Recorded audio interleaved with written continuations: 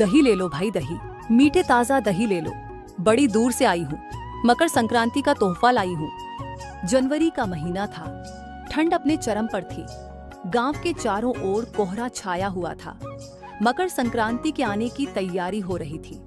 बाजार में तिल, गुड़, पतंग और पकवानों की रौनक थी। लेकिन गांव के बाहर एक झोपड़ी में एक महिला सुनीता अपने 8 साल के बेटे राजू के साथ बैठी थी। उनकी झोपड़ी से पतंग की आवाज सुनाई दे रही थी, लेकिन उनकी जिंदगी में खुशी की कोई पतंग नहीं थी। सुनीता का पति रमेश 1 साल पहले खेत के काम करते हुए एक हादसे में चल बसा था। उसके बाद से सुनीता और राजू की जिंदगी बदल गई। सुनीता अपना घर चलाने के लिए सेठ मोहन के यहाँ से दूध लेती और उसे दही जमाकर गांव-गांव जाकर बेचा करती थी। सुनीता का दही मीठा और ताजा होने के कारण गांव वालों को बहुत पसंद आता था। राजू, बेटा बाहर बहुत ठंड है, तुम घर में ही रहना और मैं खाना बनाकर रखती हूँ। समय पर खाना निकाल कर खा लेना। मैं जा रही हूँ दही बेचने।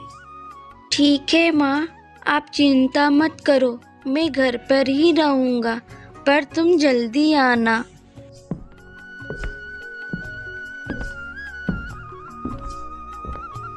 दही ले लो, दही। आपके गांव में आ गया है शुद्ध ताजा दही, मीठा खट्टा। जैसा मन चाहे ऐसा दही ले लो। दही खाकर अपना सेहत बनाओ। मेरे यहाँ का दही एक बार खाओगे तो बार बार मांगोगे। ऐसा बोलते ही गांव वालों की भीड़ सुनीता के पास लग जाती है। इस गांव में एक सरला काकी रहा करती थी, जो सुनीता के दही खाए बिना उनके गले से एक निवाला नहीं जाता था।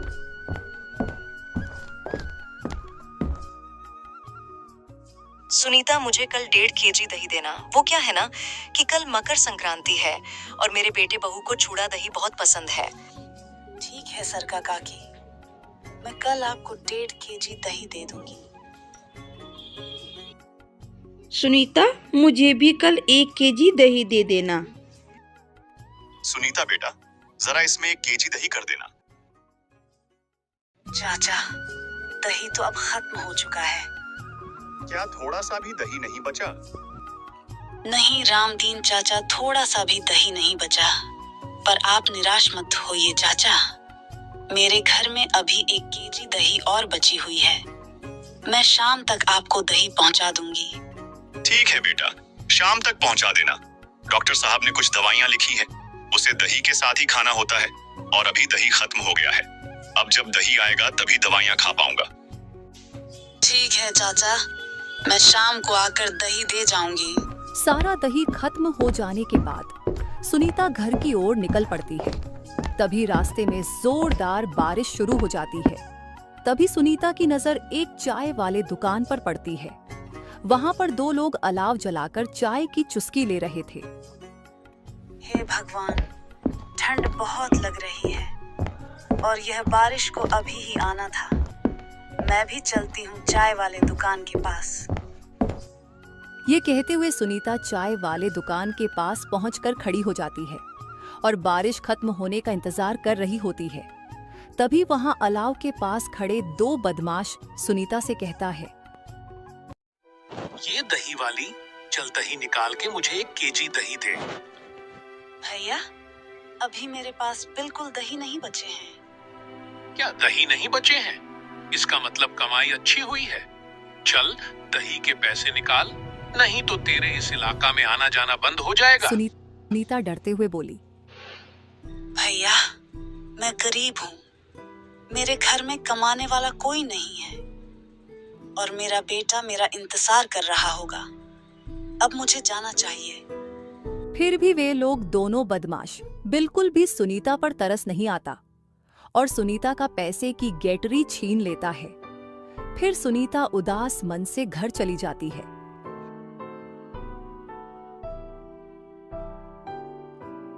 माँ, आज आपने आने में बहुत देर लगा दी। हाँ बेटा, आते वक्त बहुत जोर की बारिश होने लगी थी, इसीलिए मैं एक चाय वाले दुकान के पास ठहरी हुई थी। चलो ठीक है माँ, आप पैर हाथ धो लो, फिर हम दोनों मिलकर साथ में खाना खाएंगे। राजू बेटा, आज शाम को मुझे रामदीन काका को दही देने जाना है। वह क्या है कि सुबह दही बिल्कुल नहीं बची थी। ठीक है माँ, अगर आप रामदीन काका को दही देने जा रही हो तो उनके बागान से अमरूद मांग कर लेते आना। मुझे आज अमरूद खाने का बड़ा मन कर रहा है। ठीक है बेटा, मैं आते वक्त लेते आऊंगी। रामदीन काका, ओ रामदीन काका। चाचा जी, मैं आपके लिए दही लेते आई हूँ। बर्तन लेते लिए। धन्यवाद बेटा। बारिश इतनी तेज हो रही थी कि मुझे लगा तुम दही लेकर नहीं आओगी। कैसी बात करते हो रामदीन चाचा, मुझे दही लेकर आना ही था। आपको दही के साथ दवा जो खानी होती है, चाहे बारिश हो या आंधी, मैं आपको दही देने जरूर आती। ठीक है बेटा, तेरा भला हो। रामदीन चाचा, 2 अमरूद मिल जाएंगे क्या? राजू को बड़ा मन कर रहा था अमरूद खाने का। उसको आपकी बाग की अमरूद बहुत पसंद है। हाँ बेटा, क्यों नहीं। तुम यहाँ रुको, मैं अभी अमरूद लेकर आता हूँ। ये लो बेटा अमरूद, ये बहुत ही मीठी है। खाते वक्त थोड़ा काला नमक मिला लेना, सर्दी नहीं होगी। चाचा, फिर मैं चलती हूँ। बेटा, मैं सेठ के यहाँ से दूध लेकर आती हूँ। कल मेरी दही की ज्यादा मांग है। माँ, तुम इतना सारा काम कैसे करती हो? घर का भी काम और बाहर का भी काम सब तुम करती हो। क्या आप थकती नहीं हो माँ? अगर मैं थक जाऊंगी तो घर कैसे चलेगा बेटा? ऐसा कहकर सुनीता सेठ के यहाँ से दूध लाने चली जाती है। सेठ जी, आज मुझे 4 केजी दूध ज्यादा चाहिए। वह क्या है ना, कल मकर संक्रांति है तो सभी कोई दही की ज्यादा मांग किए हैं। वाह सुनीता, तुम्हारा तो कारोबार अच्छा चल रहा है और दही के नाम से तो तुम प्रचलित हो गई हो। हाँ मोहन सेठ जी, कारोबार तो ठीक चल रहा है भगवान की दया से। सुनीता दूध लेकर घर जाती है और दूध को मटके में डालकर अच्छे से पकाती है और अच्छे से पकाने के बाद गर्म कपड़े से ढककर दही जमने के लिए रख देती है। और इधर सेठ मोहन सुनीता की तरक्की को देखकर मन ही मन बहुत जलने लगता है। देखो ना भाग्यवान सुनीता को, वह तो मेरे से ही दूध लेकर और मुझसे ही आगे बढ़ते जा रही है। मुझे कुछ ना कुछ तो करना ही होगा। मैं उसे अपने से आगे बढ़ते नहीं देख सकता हूँ। हाँ जी, मैं देख रही हूँ सुनीता की बच्ची को। उसकी बहुत पंख होते जा रहे हैं और तो वह दही वाली के नाम से प्रसिद्ध भी हो गई है। अगली सुबह सुनीता दही बेचने गांव की ओर निकल पड़ती है। उसी दिन सुनीता की बहुत अच्छी कमाई होती है और अपने बेटे राजू के लिए एक पतंग खरीद कर लाती है और राजू पतंग को देखकर बहुत खुश हो जाता है। शाम को जब सुनीता सेठ मोहन के यहाँ से दूध लेकर आई तो घर जाकर देखी कि इस बार सेठ ने दूध में पानी की मात्रा ज्यादा मिलाकर दिया है। फिर वह उदास मन से बेड पर लेट गई और अगली सुबह वह दही बेचने नहीं गई। उसे पता था कि यह पानी वाला दही कोई नहीं खरीदेगा। घर में कोई है क्या?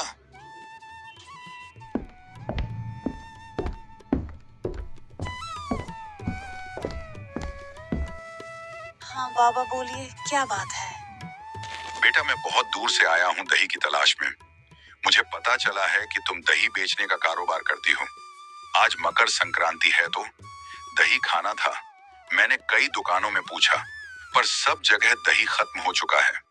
मैं बड़ी आशा और उम्मीद से तुम्हारे पास आया हूँ। क्या मुझे थोड़ी सी दही मिलेगी? बाबा, मेरे पास दही तो है पर अच्छी दही नहीं है। बिल्कुल पानी वाली दही है। इसीलिए मैं आज दही बेचने गांव में नहीं गई हूँ। कोई बात नहीं बेटा, तुम्हारे पास जैसी भी दही है वह मुझे दे दो।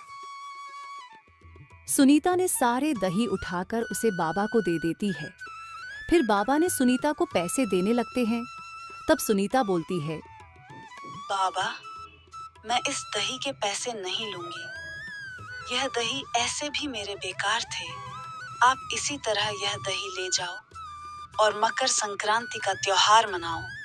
ठीक है बेटा, अगर तुम पैसा नहीं लेना चाहती हो तो मत लो, मगर मैं तुम्हें इस मकर संक्रांति पर मैं तुम्हारे कर्म को आजमाना चाहता हूँ।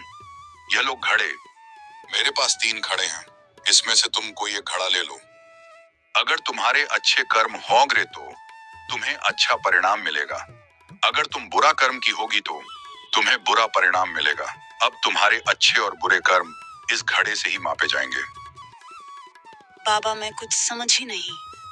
हाँ बेटा, यह कर्मों का घड़ा है। जो अच्छा कर्म करता है उसे अच्छा फल मिलता है, और जो बुरा कर्म करता है उसका अंजाम भी बुरा होता है। यह कोई ऐसा वैसा घड़ा नहीं है, यह कर्मों का घड़ा है। यह सब बातें मोहन सेठ एक पेड़ के पीछे छुपकर सुन रहा था। वह दौड़ा दौड़ा बाबा के पास आया और बाबा से बोला, बाबा, मैं आपकी सारी बातें सुन लिया हूँ।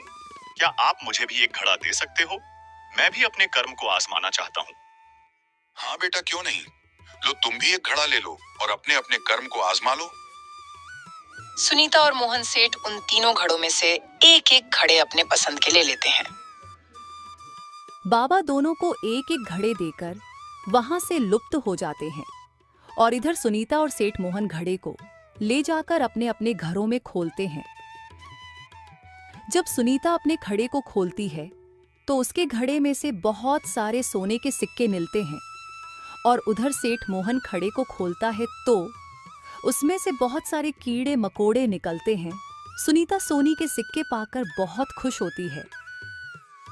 आपका बहुत बहुत धन्यवाद भगवान, जो आपने मेरे अच्छे कर्म को पहचाने। भगवान, मैं इस सोने के सिक्के का इस्तेमाल अच्छे कामों में करूंगी। मैं एक गाय खरीद करके लाऊंगी और दूध निकालकर दही जमाऊंगी। फिर सुनीता गांव के बाजार से गाय खरीदकर आ रही होती है।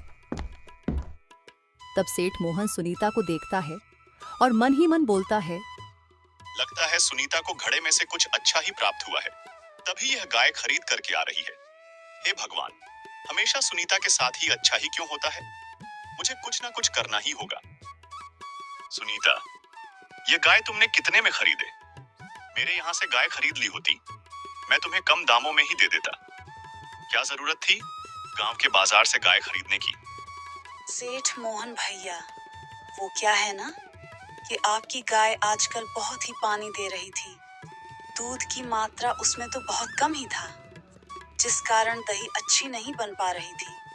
इसीलिए मैं गांव की बाजार से ही गाय खरीदी। यह बात सुनकर सेठ मोहन क्रोध से भर गया और उसके अंदर अधिक जलन की भावना प्रकट हो गई। और इधर सुनीता दही के व्यापार को और भी बढ़ा दी। उसने गांव में ही एक दही का दुकान खोली। बहन जी, मुझे 1 केजी दही देना। सुनीता, मुझे भी 1 केजी दही देना। इस तरह करके सुनीता का दही सारा बिक जाता है और वह घर वापस आ जाती है। पार्वती, कल रौनक का जन्मदिन है। मैं सोच रहा हूँ इस बार रौनक के जन्मदिन पर गांव वालों को दावत पर बुला। हाँ जी, आप बिल्कुल ठीक बोल रहे हो। सेठ मोहन कुछ कुछ गांव वालों को निमंत्रण दे देता है। फिर वह सुनीता के पास जाता है और सुनीता से कहता है, सुनीता, कल मेरा बेटा रौनक का जन्मदिन है। मैं गांव वालों को भी निमंत्रण दिया है। इसके लिए मुझे कल 10 केजी दही की जरूरत पड़ेगी। तुम तैयार रखना, और हाँ, तुम भी राजू के साथ जन्मदिन में शामिल जरूर होना। हाँ जी सेठ मोहन भैया, मैं कल आपको 10 केजी दही दे दूंगी। आप फिक्र मत करो, मैं भी आऊंगी राजू के साथ। यह कहकर सेठ मोहन वहाँ से चला जाता है और मन ही मन में सोचते जाता है, जन्मदिन तो एक बहाना था सुनीता बहन। अब देखो मैं तुम्हें कैसे गांव वालों के सामने नीचा दिखलाता हूँ। रात हो जाती है। सुनीता दूध को अच्छी तरह से पकाकर उसमें जोरन डालकर अपने कमरे में सोने चली जाती है। जब आधी रात हो जाती है तो उधर सेठ मोहन और उसकी पत्नी सुनीता के घर चुपके से आते हैं और जमे हुए दही में दवाई मिक्स कर देते हैं और वहाँ से चले जाते हैं। सुनीता बहन, दही तैयार है ना? हाँ सेठ मोहन भैया, दही तो बिल्कुल अच्छी तरह से तैयार है। आप जब चाहो तब ले जा सकते हो। नहीं सुनीता बहन, जब तुम शाम को आना तो दही लेते आना और तुम ही अपने हाथों से सबको दही परोसना, क्योंकि तुम्हारे हाथ के दही गांव वालों को बहुत पसंद आते हैं। जी भैया ठीक है, मैं ऐसा ही करूंगी। शाम हो जाती है और सभी कोई दावत पर आते हैं और सुनीता भी अपनी दही को लेकर सेठ मोहन के घर पहुंचती है। भीड़ सबको अपने हाथों से दही परोस कर खिलाती है। धन्यवाद सुनीता बहन, तुमने मेरी बहुत मदद की। कोई बात नहीं भैया, पड़ोसी एक दूसरे के काम ही आते हैं। ठीक है भैया, अब रात काफी हो गई है, मैं घर जाती हूँ। चलो सरिता बहन, मैं तुम्हें छोड़ आता हूँ। नहीं सेठ मोहन भैया, मैं चली जाऊंगी। रात हो जाती है और सभी को अपने अपने घरों में सो जाते हैं। जब सुबह होती है तो जो लोग मोहन के घर दावत पर आते हैं उनकी सबकी तबीयत खराब हो जाती है। सब कोई समझ गए थे कि खाने में ही कुछ मिलावट थी, इसलिए सबको मिलकर गांव के मुखिया के पास जाते हैं और सेठ मोहन की खाने के बारे में बताते हैं। जाकर मोहन सेठ को यहाँ बुला कर लाओ। फिर मोहन सेठ मुखिया के पास आता है और मुखिया से बोलता है, मुखिया जी, मैंने अपने खाने में कुछ नहीं मिलाया था, आप सुनीता से पूछ लो। सुनीता के दही में ही मिलावट थी। सेठ मोहन की बात सुनकर मुखिया और गांव वाले चकित हो जाते हैं। किसी ने तो खाने की मिलावट के बारे में कुछ बोला ही नहीं था और यह अपने आप ही यह बात बोल रहा है। सब कोई समझ जाते हैं कि यह सुनीता को सिर्फ फंसा रहा है, इसी ने ही सब कुछ किया है। फिर भी मुखिया सुनीता को बुलाता है। फिर सुनीता वहां आती है और मुखिया सेठ से कहता है, अब बताओ सेठ मोहन, सुनीता ने दही में क्या मिलाया था? मुखिया जी, सुनीता ने दही में दवाई मिक्स की थी, जिस कारण गांव वाले की तबीयत बहुत बिगड़ गई है। यह बात सुनकर सुनीता बहुत ही आश्चर्य में हो जाती है और मुखिया से बोलती है, मुखिया जी, मैंने ऐसा कुछ नहीं किया है। मैं अपने बेटे राजू की कसम खाकर कहती हूँ, मैं ऐसा क्यों करूंगी? दही बेचने का कारोबार मेरा एक दिन का नहीं है, मैं कई दिनों से बेचते आ रही हूँ। मेरे बेटे राजू का भी तबीयत खराब है, भला मैं ऐसा क्यों करूंगी? फिर मुखिया ने सेठ मोहन को डरा धमकाकर उससे पूछा तो सेठ मोहन ने सारी बात कबूल कर ली। हाँ मुखिया जी, मैं ही दही में दवाई मिक्स किया था। मुझे गांव वालों को नुकसान पहुंचाने का कोई मकसद नहीं था। मैं सुनीता की तरक्की को देखकर चलने लगा था, इसलिए मैंने ही सुनीता के घर जाकर दही में दवाई मिक्स की थी।